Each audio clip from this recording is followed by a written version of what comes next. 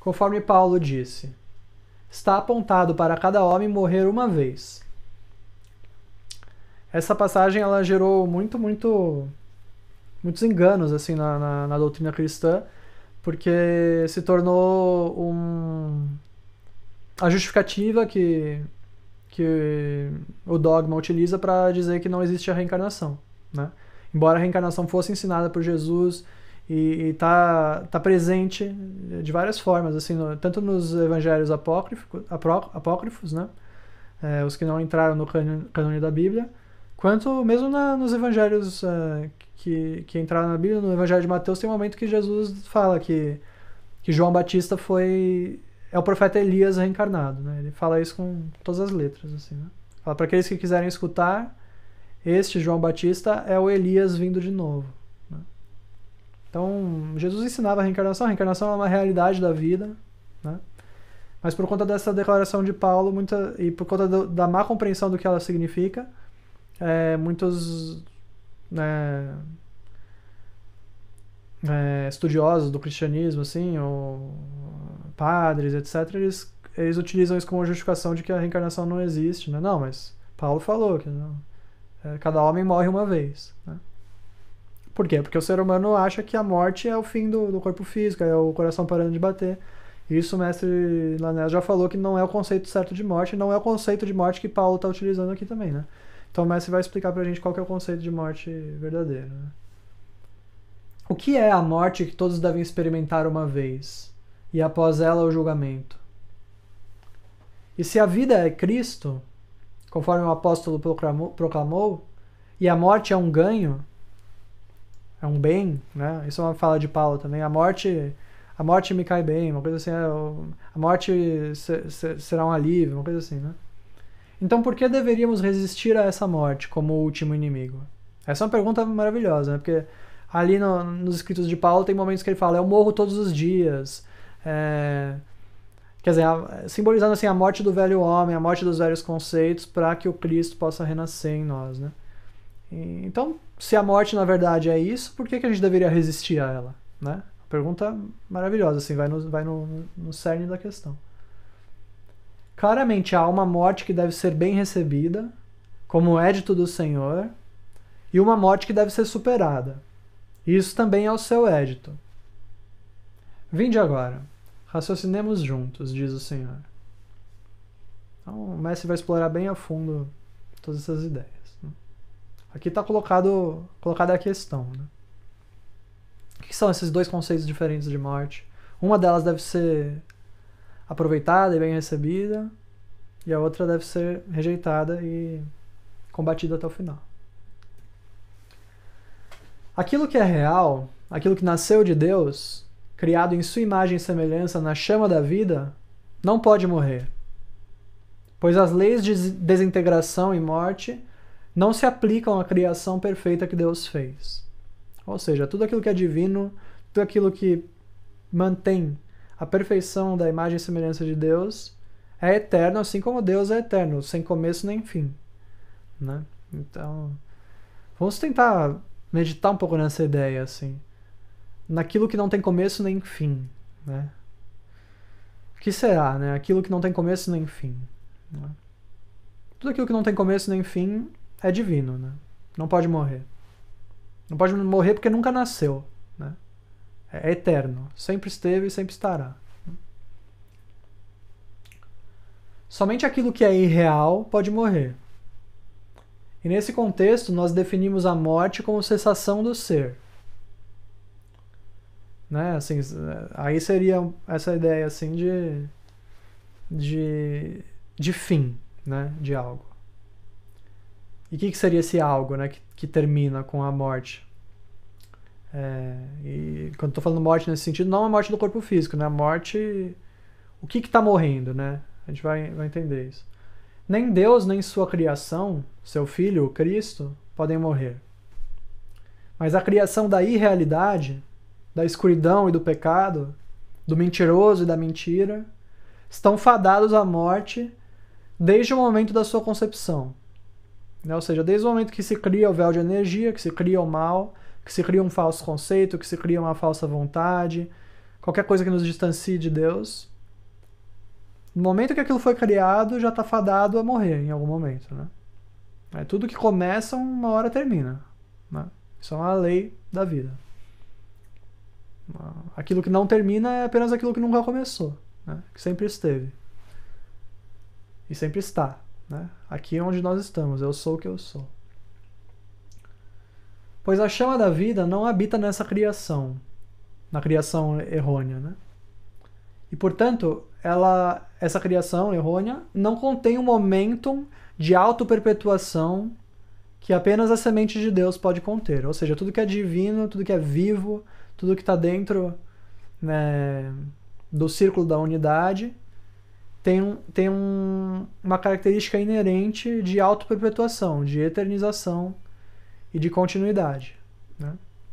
E essa característica não habita nessa criação errônea do campo da dualidade, do erro, do pecado, né? Então, na dualidade é assim, algo que começa, termina.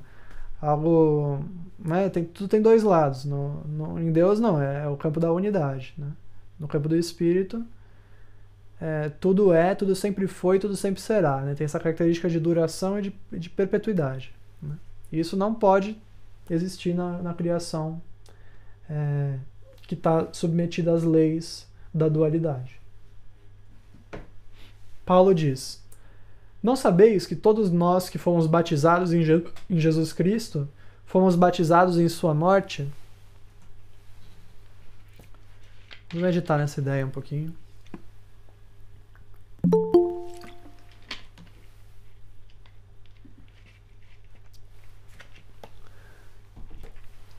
O que seria ser batizado na morte de Jesus, né? A gente vai entender isso ao longo da aula também. O batismo é a inflamação da alma, da forma e da consciência com uma maior medida de consciência crística. Aqui eu utilizei a palavra inflamação, mas na ideia de criar um fogo, né? Sem conotação de doença, assim, né? Foi a melhor tradução que eu consegui fazer do original.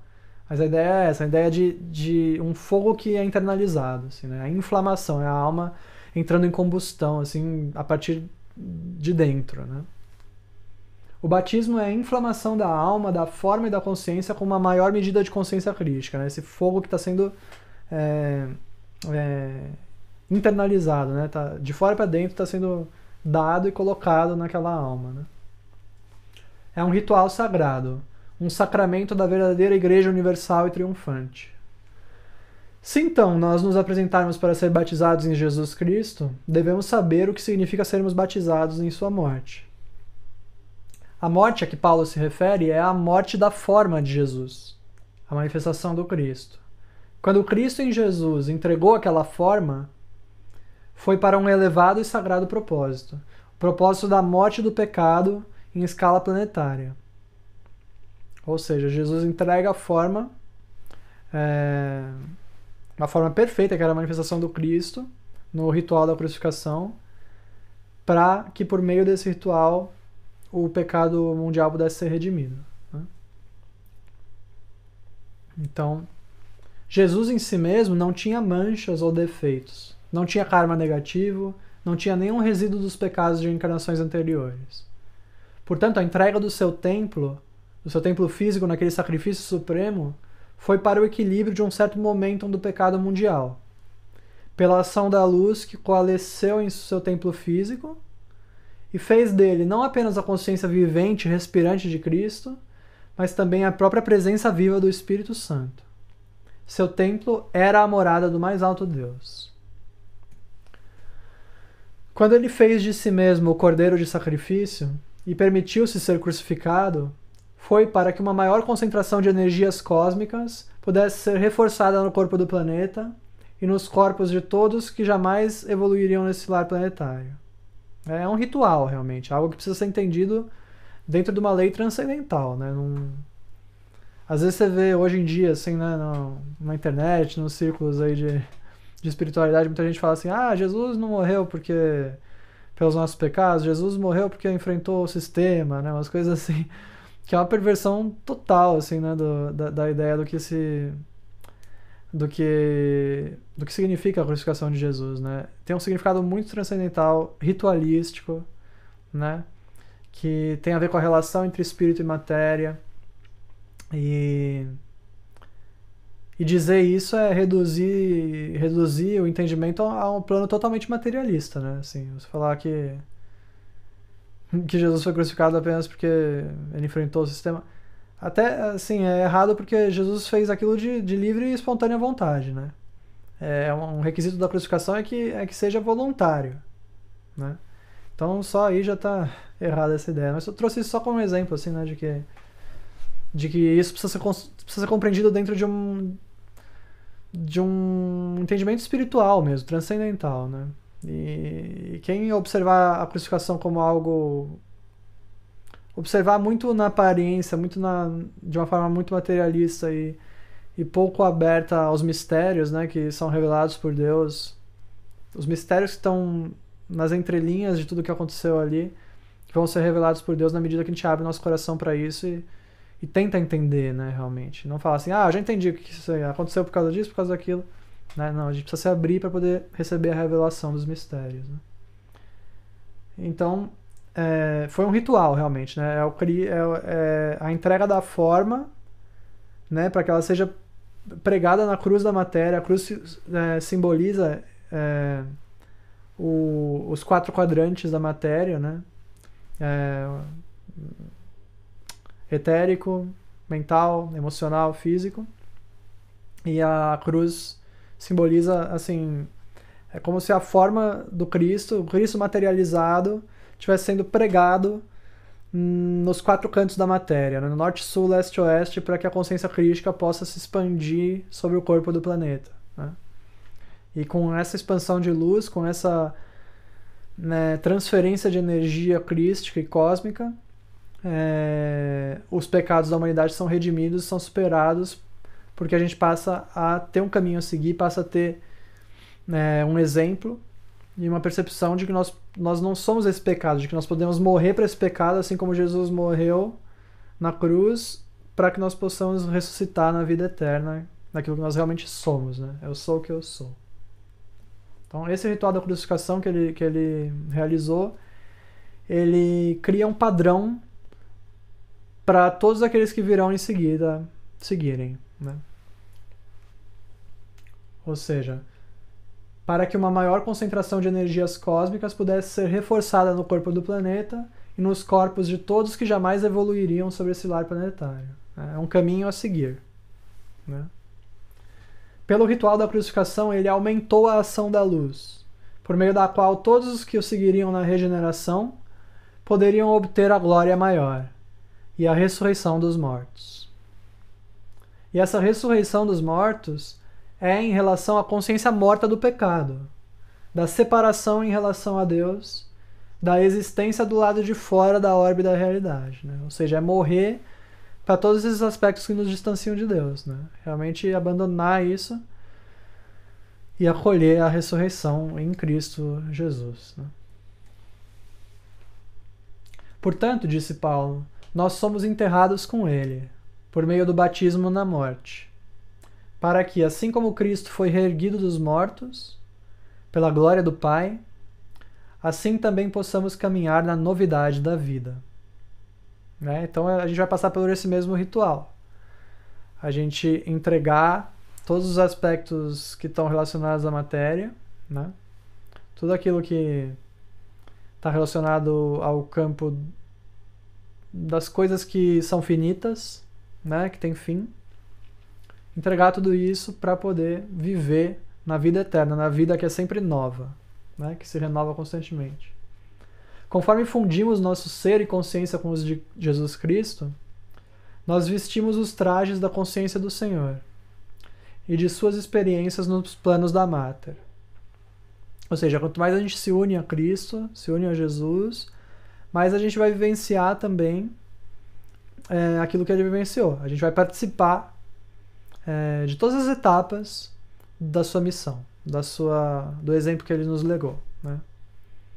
E pela graça de Deus, nos é permitido experienciar essas iniciações pelas quais ele passou, em favor da reunião de nossas próprias almas com a chama de Deus. Então, no momento que nós formos perseguidos por manifestarmos a verdade, nos momentos que nós falarmos a verdade na frente das multidões e formos perseguidos, né, todos os momentos que o Cristo em nós for crucificado, nós estamos vivenciando as iniciações pelas quais Jesus passou no campo microcósmico das nossas próprias vidas e tendo a oportunidade de ganhar a mesma vitória que ele ganhou.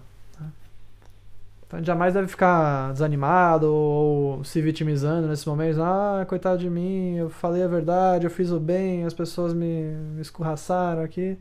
Que bom, né? Que bom. Esse é o caminho para a nossa ascensão, para a ressurreição e para a ascensão, né? A gente deve acolher a crucificação com amor, com alegria, que ela está nos levando mais para próximo de Deus e de Cristo.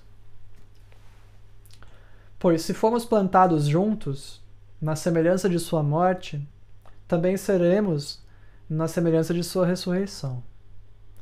Sabendo disto, que o nosso Pai foi crucificado com ele, para que o corpo do pecado pudesse ser destruído, e que, portanto, não devemos servir ao pecado, pois aquele que está morto está livre do pecado.